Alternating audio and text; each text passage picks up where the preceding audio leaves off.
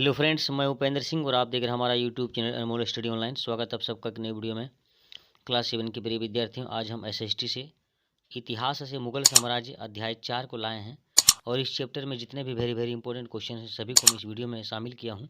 तो बने रहिएगा पूरी वीडियो तक और बिना देर के आज की इस वीडियो को शुरू कर लेते हैं। सबसे पहला सवाल देखते हैं दोस्तों, ग्रैंड ट्रंक रोड का निर्माण किसने करवाया? बहुत ही इंपॉर्टेंट क्वेश्चन है ये। ग्रैंड ट्रंक रोड का निर्माण किसने करवाया? ऑप्शन है अकबर, शेरशाह, जहांगीर, शाहजहां।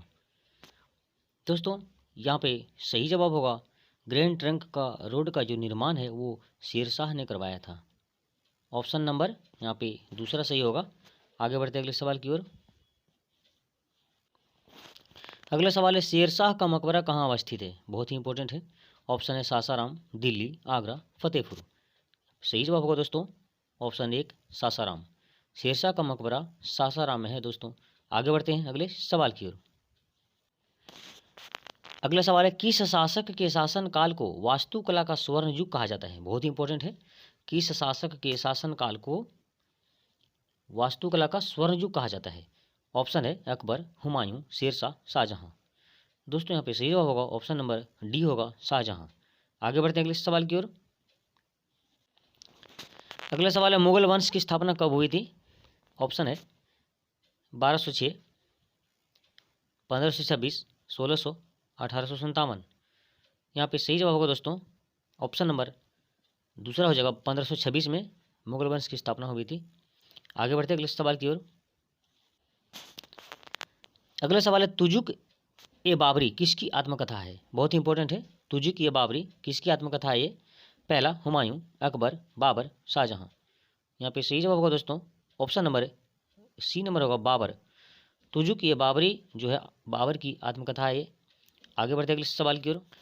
यहाँ पे हम देखते हैं अभ्यास से कुछ क्वेश्चंस को हम लाए हैं फिल इन द ब्लैंक से दोस्तों। तो आइए देखते हैं, रिक्त स्थान की पूर्ति करें। मुगल वंश का संस्थापक, खाली जगह यहाँ पे दिया हुआ है, था। अगला है, आगरा में ताजमहल और दिल्ली का लाल किला ने बनवाया, यहाँ भी खाली जगह है। सासाराम का मकबरा ने बनवाया, यहाँ भी खाली जगह है। दीन ये इलाही का प्रवर्तक, यहाँ भी खाली जगह है। राजकुमार सलीम बाद में क्या कहलाया, ये भी खाली जगह है। और मुगल शासक, खाली जगह की मृत्यु पुस्तकालय की सीढ़ियों से गिरने से हुई थी। तो दोस्तों इसके आंसर को हम देखते हैं। दोस्तों मुगल वंश का संस्थापक बाबर था, यहाँ पे आप जैसा कि देख पा रहे हैं, बाबर। अगला है, आगरा में ताजमहल और दिल्ली का लाल किला शाहजहां ने बनवाया था, आप इसे नोट कर लें। सासाराम का मकबरा शेरशाह ने बनवाया था। दीन ए इलाही का प्रवर्तक अकबर था। और राजकुमार सलीम बाद में जहांगीर कहलाया। और मुगल बादशाह हुमायूं की मृत्यु जो हुई थी पुस्तकालय की सीढ़ियों से गिरने से हो गई थी। ठीक है, आप इसे नोट कर लें। फिर हम आगे बढ़ते हैं अगले सवाल की ओर।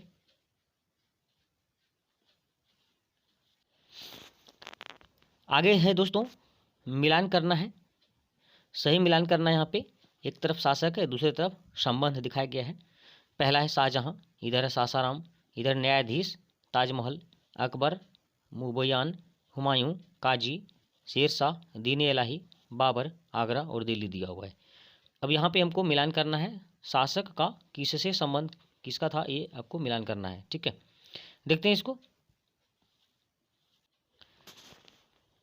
दोस्तों यहाँ पे आप देख पा रहे हैं शाहजहां, देखिए शाहजहां का यहाँ पे ताजमहल से मिला हुआ है। और फिर न्यायाधीश ये आपका काजी कहलाता था, ये मिला हुआ है। अकबर दीन इलाही का प्रवर्तक था ये। हुमायूं दिल्ली पर शासन किया था। और शेरशाह जो सासाराम, शेरशाह का मकबरा सासाराम में है जैसे कि अभी आपने पढ़ा। और उसके बाद बाबर जो मुबयान जो पदशैली था वो निकाला था उन्होंने, बाबर ने। तो इस तरह से यहाँ पे मिलाया हुआ आप इसे नोट कर लें। फिर हम आगे बढ़ते हैं।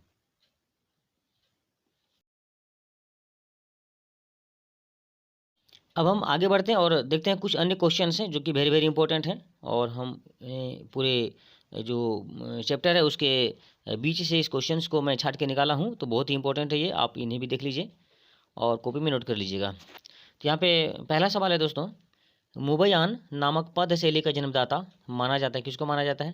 पहला बाबर, दूसरा हुमायूं, तीसरा जहांगीर, चौथा शाहजहां।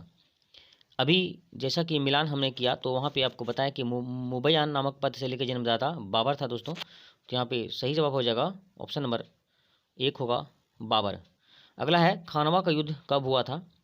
ऑप्शन है 1526, 1527, 1528, 1555। तो दोस्तों खानवा का युद्ध जो हुआ था वो हुआ था ऑप्शन नंबर ख यहाँ पे 1527 में हुआ था। आप इसे नोट कर लीजिएगा। आगे बढ़ते हैं।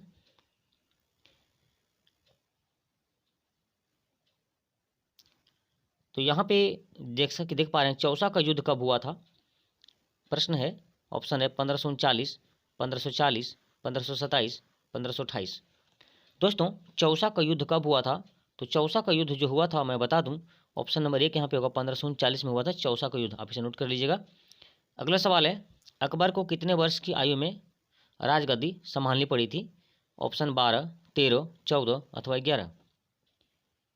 यहाँ पे सही जवाब होगा ऑप्शन नंबर ख होगा, 13 वर्ष की आयु में अकबर को राजगद्दी संभालनी पड़ी थी। आप इसे याद रखिएगा, नोट कर लीजिएगा। अगला सवाल है, किसके शासनकाल में कैप्टन हॉकिंस और सर टॉमस रो भारत आए थे? बहुत इंपॉर्टेंट है। पहला शाहजहां, दूसरा जहांगीर, तीसरा हुमायूं और चौथा शेरशाह। यहाँ पे सही जवाब होगा ऑप्शन नंबर ख होगा, जहांगीर। जी हाँ दोस्तों, जहांगीर के शासनकाल में कैप्टन हॉकिंस और सर टॉमस रो भारत आए थे। आगे बढ़ते हैं अगले सवाल की ओर। जामा मस्जिद का निर्माण किसने करवाया था? बहुत इंपॉर्टेंट है। जामा मस्जिद का निर्माण किसने करवाया था?